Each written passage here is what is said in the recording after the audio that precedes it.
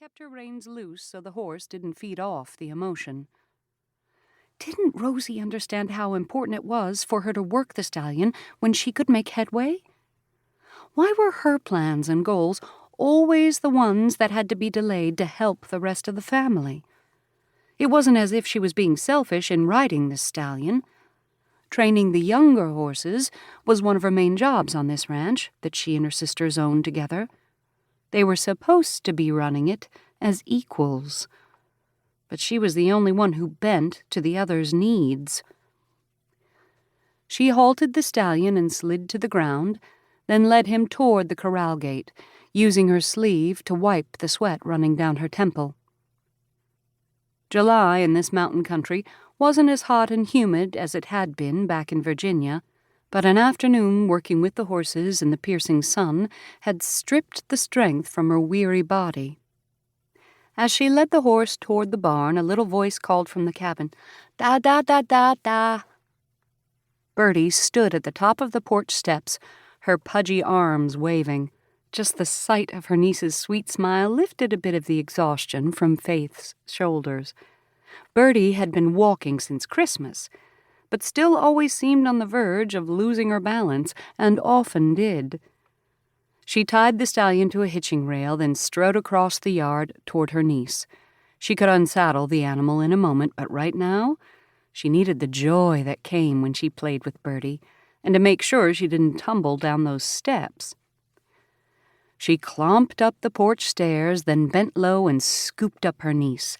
"Hello there, my sweet one. Can you say Auntie Faith?"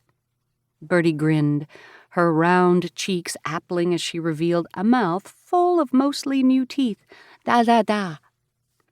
That was the sound the child made most, perhaps because her dada Riley doted on her so. Faith chuckled, then gave the girl a quick tickle in her belly.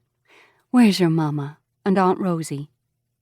Rosie had disappeared inside when Faith approached the porch, probably rushing to stir something on the cook stove.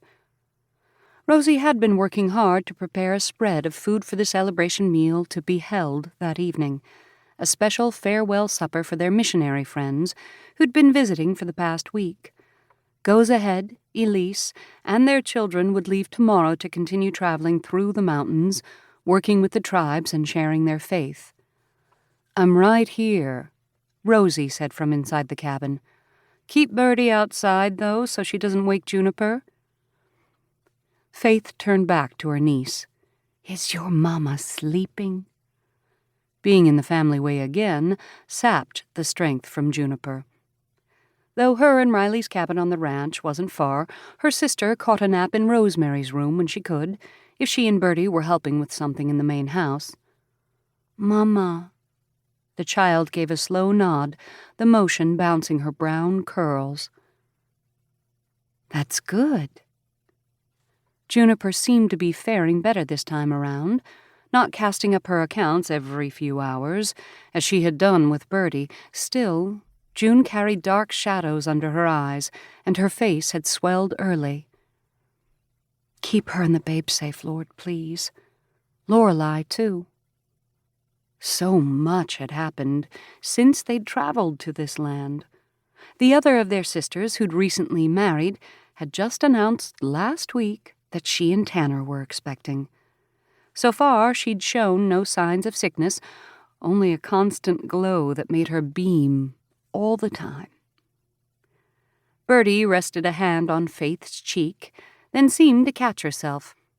She pulled her hand back and ducked her chin, peering up at Faith with a shy smile that nearly melted Faith's heart. She pulled her close and gave her a tight squeeze. "I love you, Bertie girl." Bertie squirmed, as she often did when constrained, and Faith released her, adjusting the girl on her hip. "Owie." Bertie reached into the pocket on her pinafore, as though something had poked her during the hug. "Did I squeeze you too tight? I'm sorry." Bertie pulled out something that flashed in the sunlight. "What's that?" Faith squinted against the sparkle. Whatever it was, the child probably shouldn't be playing with it. Had she absconded with Rosemary's locket that had been passed down from their mother? At least Rosie...